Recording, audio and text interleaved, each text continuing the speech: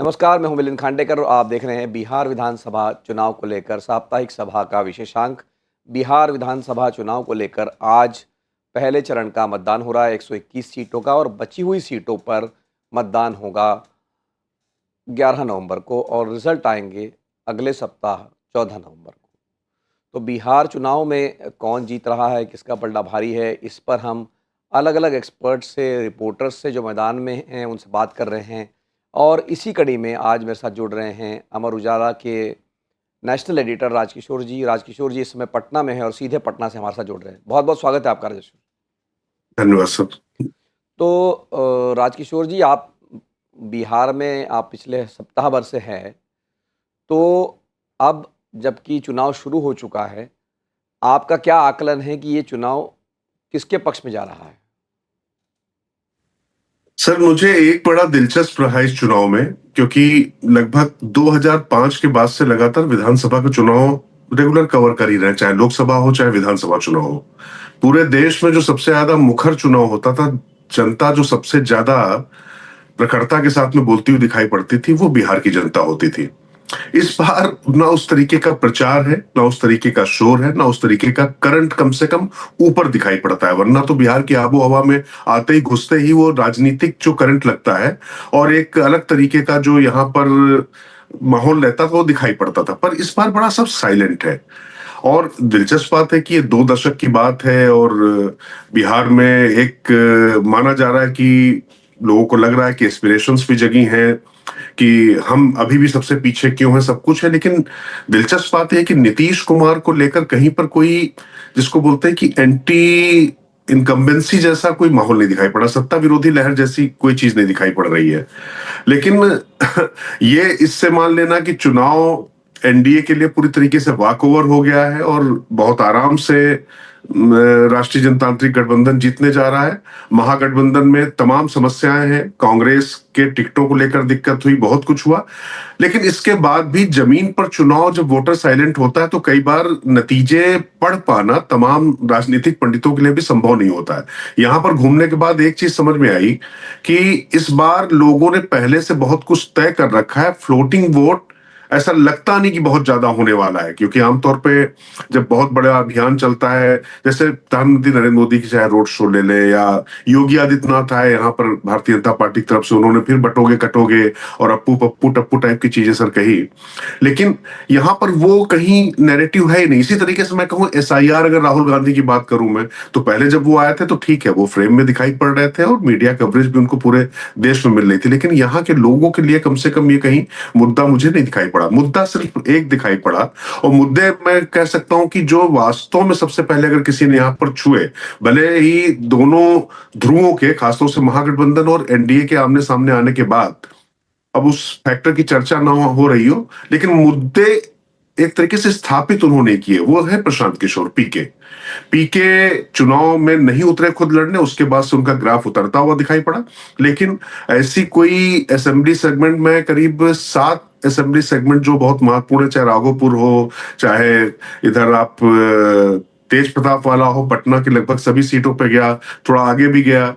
मतलब किसी भी यूथ से बात हो रही, लोगों से बात हो रही है, तो वो ये तो कह रहे हैं कि प्रशांत किशोर मुद्दे अच्छे उठा रहे हैं, वो बात कर रहे हैं। हाँ, लोग कहना है कि नहीं, लेकिन उनको जीत तो नहीं पाएंगे ना, ये भी नहीं हो पाएगा, वो भी नहीं हो पाएगा। पर ये सर एक फैक्टर है। तो अब ऐसी स्थिति में पढ़ पाना कि चुनाव किस तरफ जा रहा है, पूरी तरफ से ऐसा लगता है कि एज है, क्योंकि नीतीश कुमार के खिलाफ कोई ऐसी एंटी इनकम्बेंसी नहीं दिखाई पड़ी, बल्कि उनके प्रति एक करुणा का भाव दिखाई पड़ रहा है, कि एक कृतज्ञता का भाव दिखाई पड़ रहा है बहुत से वर्ग में, कि शायद उनका आखिरी चुनाव है। बस मुद्दा एक ही है कि नीतीश बनेंगे कि नहीं बनेंगे, महागठबंधन उसको स्थापित करने में लगा हुआ है। वो नैरेटिव अगर जाता है तो उसमें एनडीए को नुकसान होता दिखाई पड़ता है। लेकिन सर, महागठबंधन के पास अच्छा मौका था, जिसमें लगता था कि बहुत कांटे की टक्कर होगी और चीजें कहीं भी जा सकती थी। तो वो एकजुटता दिखाने में थोड़ी जो उनकी विफलता है, मुझे लगता है वो सिर्फ एनडीए को यहां पर एज दे रही है। लेकिन चुनाव सर, मैं फिर कह रहा हूं कि सीटों पे लड़ा जा रहा है, और एंटी इनकम्बेंसी सरकार नीतीश के खिलाफ भले ना हो, मोदी या नीतीश के खिलाफ कोई बात ना कर रहा हो, उनको लोग पसंद कर रहे हो, लेकिन जो इनके शायद 100 में 66 विधायक पुराने हैं जो जी एनडीए की तरफ से हैं सर, वो बहुत बड़ा फैक्टर है। और मुझे लग रहा है कि जो व्यक्तिगत इनकम्बेंसी है उसका नुकसान या उससे कैसे निकल पाते हैं, इसी पे नतीजे सब निर्भर करेंगे।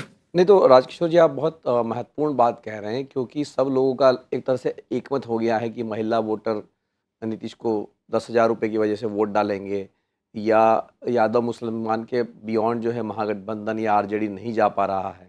तो आप ऐसे में जब कह रहे हैं कि प्रशांत किशोर ने भी जो मुद्दे उठाए उसकी लोग बात कर रहे हैं, और ये साइलेंट चुनाव है, तो क्या इसको पढ़ने में कहीं हमसे चूक हो रही है, एक्सपर्ट्स चूक रहे हैं, रिपोर्टर्स चूक रहे हैं, साइलेंट चुनाव है तो समझ नहीं पा रहे हैं, या ये एनडीए की तरफ जा रहा है? सर मैं सच बताऊं, मतलब मुझे शुरू में आया तो मुझे ऐसा लग रहा था कि चुनाव पूरी तरीके से एनडीए की तरफ जा रहा है। लेकिन मैं थोड़ा सा अगर आपसे, जैसे पटना में गंगा के इस तरफ और गंगा के उस तरफ, मैं सिर्फ एक फैक्टर की अगर आपसे बात करूं, और इस एक फैक्टर पे पूरे चुनाव का हम आकलन नहीं कर सकते, परंतु एक अंदाजा जरूर लगा सकते हैं। जैसे पासवान वोटर, अगर किसी ने मान लिया है कि चिराग पासवान के साथ ही जाएगा, यानी एनडीए के साथ जाएगा, तो सर गंगा के इस तरफ वालों का भाव दूसरा है, गंगा के उस तरफ यानी हाजीपुर की तरफ वालों का भाव दूसरा है। और तो और जान दीजिए, जैसे दीघा सीट है, दीघा सीट भारतीय जनता पार्टी के लिए केक वॉक मानी जाती है, आराम माना जा रहा है कि आराम से वो जीत जाएंगे।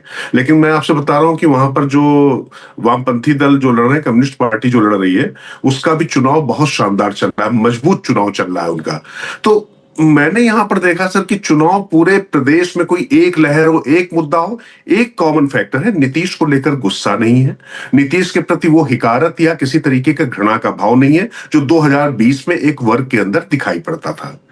एक कॉमन फैक्टर ये दिखाई पड़ा कि तेजस्वी जैसे 2020 में उनका बहुत ज्यादा वो चलते, तो उनका एक आभा मंडल उनके साथ में चल रहा था और लग रहा था कि यूथ आ रहे हैं, तेजस्वी भी वैसे नहीं दिखाई पड़ रहे हैं। परंतु सर मैं फिर कह रहा हूं कि इस बार चुनाव की रणनीति पूरी तरीके से बदली हुई है, और ये सिर्फ एनडीए की तरफ से नहीं है, खास तौर से जो राजद है, राष्ट्रीय जनता दल है, उसने एक एक सीट के हिसाब से अपनी रणनीति बैठाई है, और कोशिश वो ये कर रहे हैं कि चाहे वो पंचायत हो, चाहे वो ब्लॉक हो, वहां पर जो महत्वपूर्ण लोग हैं, तो एक हम लोग सब टर्म यूज करते हैं अपने मीडिया में, पीसीसी, पर्सनल कॉन्टेक्ट कैंपेन, तो वो मुझे यहां पर बहुत ज्यादा दिखाई पड़ रहा है, और उस पर ज्यादा काम किया गया है कि शोशेबाजी और हवाबाजी बनाने के बजाय उस पर ज्यादा काम कर रहे हैं सभी राजनीतिक दल। तो मुझे लगता है कि जो एक व्यक्तिगत तौर पर ये मोकामा की जो घटना हुई है, इसने थोड़ा सा ऐसा माना जाता है कि एनडीए की थोड़ी मदद की इस पूरे इलाके में, खासतौर से जो ये पूरी बेल्ट आती है, यहाँ पर 10-11 सीटों पे जो अपर कास्ट खासतौर से माना जा रहा था कि वो कहीं पीके की तरफ या कहीं दूसरी तरफ जाए सबक सिखाने के लिए, राजग से वो कुछ नाराज हो रहे थे, अपने प्रतिनिधित्व को लेकर उनके कुछ अपने मुद्दे थे, लेकिन इस घटना ने थोड़ा पोलराइज किया है चुनाव।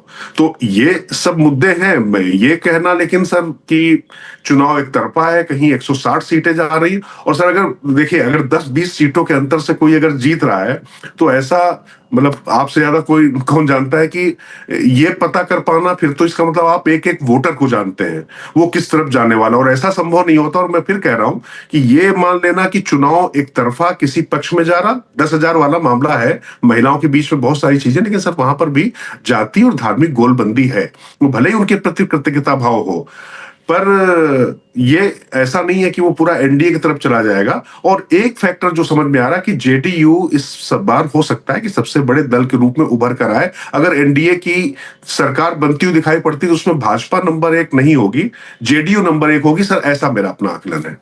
नहीं तो राजकिशोर जी, आप जो कह रहे हैं कि राजद ने खास करके अपना जो सपोर्ट बेस है उसको साइलेंट जानबूझ के किया। मुझे भी पटना में पिछले हफ्ते किसी ने ये कहा था कि तेजस्वी यादव ये नहीं चाहते हैं कि एक जो एग्रेशन होता है यादव या मुसलमानों का कैंपेन के दौरान आरजेडी का, जो कि 2020 में भी देखा था, वो कहीं ना कहीं बाकी समुदायों को डरा देता है। और तो ये क्या एक स्ट्रेटजिक मूव भी है आरजेडी की तरफ से कि हम ज़्यादा शोर नहीं मचाएंगे? जी बिल्कुल सर, ये निश्चित तौर पर है। और आप याद करिए कि ये बात उत्तर प्रदेश में अखिलेश यादव ने भी इंश्योर की थी। उनको लगता था, देखिए बिहार में सर एक शब्द चलता है लफुआ, वो किसी कास्ट बेस के लिए, किसी धर्म विशेष के लिए नहीं है। हर शहर, हर गांव में वो लफुआ, जो हम लोग क्या लफंडा लफंगा जैसे बोलते हैं, उस तरीके की बात करते हैं। तो लफुआगिरी ये बार बार कहा है लालू प्रसाद यादव ने भी, तेजस्वी यादव ने भी, कि लफुआगिरी मत करना। इससे क्या होता है कि जो दूसरे जो पूरे वर्ग के लोग हैं उनको ऐसा लगता है कि आएंगे और भारतीय जनता पार्टी का वही और जेडीयू वही जंगल राज की जो याद दिलाता है, उस पे पूरी तरीके से ये चीजें फिर उसको एंडोर्स करती है। तो इससे थोड़ा दूर रहना। तो ये एक नियोजित है, मतलब पूरी तरीके से सोची समझी रणनीति के तहत है कि ज्यादा आपको दिखना नहीं। हाँ, मेहनत की जहां तक बात है, उस मेहनत में नीतीश को माना जा रहा था कि नीतीश बोल नहीं पा रहे, ये नहीं पा रहे, ये सब बातें कही जा रही थी। पर नीतीश फिर भी पब्लिक के बीच में गए। जैसे यहाँ मौसम खराब हो गया था, तेजस्वी ने घर से अपने किया। तो ये सब सर कंपैरिजन ड्रॉ हो रहे हैं, सब चीजें हैं। लेकिन बिहार में मुझे ऐसा लगता है कि ऐसा वोटर बहुत कम है जो अचानक कोई फैसला लेगा। ऐसा वोटर वो था, वो प्रशांत किशोर के साथ दिखाई पड़ रहा। तो मैं फिर कह रहा हूं कि पीके का फैक्टर ऐसा फैक्टर है कि अगर पीके बहुत अच्छा लड़ते दिखाई पड़ते हैं तो इसका ज्यादा नुकसान है। ऐसा नहीं कि वो सिर्फ एनडीए का ही वोट काट रहे हैं, वो दूसरी तरफ से भी वोट काट रहे हैं, क्योंकि प्रत्याशी भी उन्होंने इसी तरीके के दिए हैं। वहां पर भी ये मान लेना कि सिर्फ अपर कास्ट जाएगा पीके के साथ में, तो पीके ने कई जगहों पर यह भी देखा है कि चाहे वो मुस्लिम समीकरण हो चाहे जाति समीकरण हो, भले ही पीके ने कहा हो कि हम जाति धर्म इससे ऊपर उठकर बिहार के विकास के लिए बात करना चाहते हैं, लेकिन वो रणनीतिकार रहे। उन्होंने बिहार समेत पूरे देश में रणनीतियां बनाई। तो उनको मालूम है कि जाति एक ऐसी सच्चाई है कि इससे आप मुंह नहीं फेर सकते हो। कम से कम बिहार में इससे मुंह फेर कर आप चुनाव नहीं जीत सकते। तो उन्होंने भी सामाजिक समीकरणों का बहुत ज्यादा ध्यान रखा है। तो दोनों तरफ से वोट कटेंगे। लेकिन ऐसा लगता है कि जो अर्बन जो इलाका है वहां पर प्रशांत किशोर के फैन फॉलोइंग मुझे दिखाई पड़ी।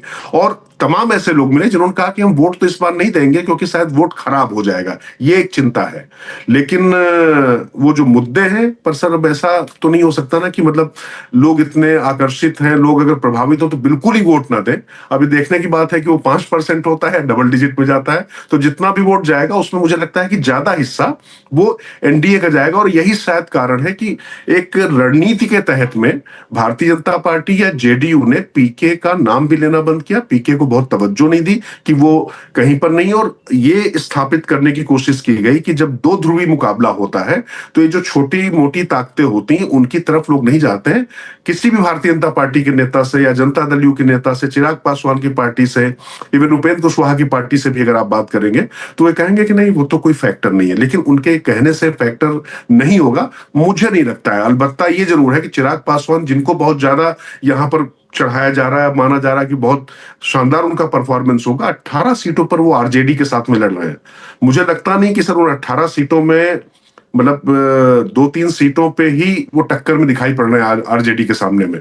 ज्यादातर जगह पर आरजेडी वहां पर बढ़त में दिखाई पड़ रही। तो ये मानना कि चिराग कोई बहुत ज्यादा सीटें लेकर आने वाले हैं, मुझे ये भी देखना है कि कांग्रेस और चिराग के बीच में एक कंपटीशन है कि डबल डिजिट में कौन पहुंचता है। कांग्रेस की स्थिति खराब है और मुझे लगता है कि ये बात जो है कांग्रेस के लोग भी समझ रहे हैं और आरजेडी भी समझ रही है। तो उसी हिसाब से अभी वो पूरी अपनी ताकत लगाने में लगे हुए हैं सर। नहीं, तो आपने कहा कि प्रशांत किशोर की बातचीत बहुत हो रही, चर्चा बहुत हो रही है, और उन्होंने खास करके जो अपना कैंपेन दोनों तरह से किया था। राजकिशोर जी 3 साल से लगभग वो ग्राउंड में थे। मतलब मुझे किसी ने कहा कि बिहार में कोई नेता इतना नहीं घुमा है जितना प्रशांत किशोर ने ट्रैवल किया है हाल के दिनों में, और लोगों की बात सुनी है, समझी है। और दूसरा उनका जो फोर्स था वो सोशल मीडिया पे था। मतलब दो तरफा उनका स्ट्रैटेजी रही है। तो फिर जब इतनी चर्चा है, लेकिन अचानक से ग्राफ इनका क्यों गिर गया फिर आपके हिसाब से? मुझे लगता है कि बिहार में लोगों को या खासतौर से हिंदी बेल्ट में ऐसा नेता पसंद नहीं है जो आगे से आकर नेतृत्व ना करे। आप याद करिए कि राहुल गांधी या मोदी के बीच में भी जब वो कंपटीशन हुआ था, और हम लोग अक्सर इस पर चर्चा आपसे किया करते थे, उस समय आप भी बताया करते थे कि कैसे जो है राहुल एक शेल्टर के पीछे जाते थे। जो राहुल उस शेल्टर से बाहर निकल के आए वो टेक ऑन कर रहे हैं आज की तारीख में मोदी से। यहां पर प्रशांत किशोर ने रणनीति बनाई, 3 साल तक जो मोमेंटम बनाया, 3 साल तक किसी और राजनीतिक दल के लिए कोई स्पेस नहीं दिखाई पड़ रहा था। लग रहा था पीके पीके पीके चारों तरफ हो रहा था। लेकिन जैसे ही उन्होंने फैसला लिया कि वो नहीं लड़ेंगे, क्योंकि अरविंद केजरीवाल मॉडल से उनकी तुलना हो रही थी, और केजरीवाल ने जब शीला दीक्षित के सामने दिल्ली में ताल ठोकी, ना सिर्फ वहां से वो जीते, उसके बाद उन्होंने इतिहास रचा वहां पर। यहां पर वैसी कुछ अपेक्षा की जा रही थी प्रशांत किशोर से कि ये हमारा सेनापति है, और सेनापति जो है पीछे से सेना को आगे नहीं बढ़ाएगा, बल्कि आगे से वो नेतृत्व करेगा। तो ये जो प्रतीक होते हैं ये बड़ा महत्वपूर्ण होता है। फिर दूसरा क्या हुआ कि एक नैरेटिव चला, क्योंकि पीके जब तक खेल रहे थे, बहुत पहले से उन्होंने मोमेंटम बनाना शुरू कर दिया था। अब जो लास्ट लेग की बात आई तो तब तक उनका स्टेमिना कितना बचा था, कितना नहीं बचा था। और ये तो सर मानना पड़ेगा कि एनडीए का जो खासतौर से भारतीय जनता पार्टी का जो चुनाव लड़ने का तरीका है, उनका अपना वैचारिक अधिष्ठान भी है, उनके पास कमिटेड कार्यकर्ता भी है, काडर भी है, और उसके साथ में उनके पास किसी भी तरीके के संसाधन की कमी नहीं है। रणनीति अगर स्वयं अमित शाह यहाँ पर बैठकर इतने समय तक संभाल रहे हो, तो किसी के लिए भी इस तरीके से चुनाव लड़ना और लगातार कौन सा तत्व, कौन सा फैक्टर ज्यादा समस्या का सबब बन सकता है, उन सब चीजों को भी प्रबंधन करना। प्रबंधन से आशय यह है कि हवा जो बनी हुई है उनको ये बताना और जताना कि देखिए प्रशांत किशोर का ये चुनाव नहीं है। तो एनडीए ने खासतौर से भाजपा के मतलब जो रणनीतिकार है, उन्होंने ये बताने जताने की जमीन पे कोशिश की कि ये चुनाव पीके का नहीं हो सकता है। ये चुनाव तो इस बात का है कि नीतीश कुमार को शुक्रिया अदा करना है, और अगर नहीं नीतीश आते हैं और अगर तेजस्वी आ जाते हैं तो जंगल राज आ जाएगा। और बिहार में कुछ परिवर्तन तो सर हुए ही हैं भाई, ये तो कहना पूरे वैसे देश में ही हुए हैं। अब तमाम पूरे देश की राजधानियों से अगर तुलना की जाए अन्य प्रदेशों से, तो भले ही पटना उतना ना दिखाई पड़ता हो, लेकिन हम लोग जब आते थे तो चाहे होटल हो, चाहे सड़कें हो, या यहाँ पर जो रहना जीवन शैली हो, उसमें एक अच्छा खासा परिवर्तन आया है। तो ये सब चीजें दिखाना जताना, और ये 10,000 रुपए का फैक्टर तो सर है, इतना पैसा जो पहुंचा है। मुझे लगता है कि आज की तारीख में जो एनडीए को एज देने की जो बात हो रही है, वो सिर्फ इसी एक फैक्टर पे टिकी हुई है, आधी आबादी वाले पे। वरना सर जमीन पे चुनाव में आपको कहूं किसी वैचारिक मतलब आग्रह या दुराग्रह के चलते, या किसी के पास इतनी ज्यादा टीम है उस वजह से नतीजे नहीं आते होने वाले थे। अंतिम समय पे कौन ज्यादा कुशल प्रबंधन कर पाता है, अपने वोटर को लेके जा पाता। क्योंकि मुझे याद है कि जब लोगों ने यहाँ 175 200 पार की बातें करनी शुरू की, तो यहाँ पर चाहे अमित शाह आए हो, चाहे जेपी नड्डा आए हो, धर्मेंद्र प्रधान थे, पीयूष गोयल थे, सभी नेताओं से कहा गया कि ये चीज मेंटेन करनी है कि चुनाव बहुत तगड़ा है और एक एक सीट पर लड़ना पड़ेगा, क्योंकि उनको ये मालूम है कि जो व्यक्तिगत एंटी इनकम्बेंसी विधायकों के खिलाफ है वो आसान नहीं है। भले ही नीतीश या मोदी के नाम पर वोट पड़ता हो, परंतु तमाम फैक्टर वहां पर ऐसे जीवित हो चुके। तो ये लोगों को बताने कि भैया देखो वो आ जाएंगे तो फिर ऐसा हो जाएगा। तो इस फैक्टर को उस तरीके से सब बताने की कोशिश की। तो मुझे लगता है कि पीके पहले बहुत ताकत लगा गए, और वो स्टेमिना, वो मोमेंटम आखिरी लेग में जब जरूरत थी तो वहां वो थोड़ा सा पिछड़ते दिखाई पड़े। और वो भी इस वजह से क्योंकि उन्होंने चुनाव खुद नहीं लड़ा, इसका मैसेज गया। मुझे तो लग रहा था कि नीतीश भी चुनाव नहीं लड़ते हैं तो क्या दिक्कत वाली बात है, लेकिन यहां पर आने के बाद मुझे समझ में आया कि लोगों के मन में था अरे वो तो भाग गया, पहले ही चुनाव से लड़ने से पहले भाग गया। क्योंकि बिहार में लोग जब बोलते हैं तो ठीक से बोलते हैं। पर सर मैं फिर भी कह रहा हूं कि यूथ हो चाहे दूसरे अन्य पढ़े लिखे लोग हों, नीचे तक भी मैंने लोगों से बात की, तो प्रशांत किशोर ऐसा कोई शख्स मुझे नहीं मिला जो पीके को ना जानता हो। तो ये पीके की सफलता है। परंतु अब ये वोटों में कितनी कन्वर्ट होगी ये मानना मुश्किल है, पर अगर वो वोटों में कन्वर्ट होती तो मुझे लगता है कि सर वो एनडीए के लिए मुश्किल थोड़ी जाता है। बहुत बहुत धन्यवाद राजकिशोर हमारे साथ जुड़ने के लिए। तो हमारे साथ जुड़े थे अमर उजाला के नेशनल एडिटर राजकिशोर। राजकिशोर जी का आकलन ये है कि नीतीश कुमार के प्रति गुस्सा नहीं है, और उसका एक बड़ा कारण ये है कि 10,000 रुपये की जो स्कीम महिलाओं के लिए लाई गई है, उससे उनको बढ़त दिख रही है।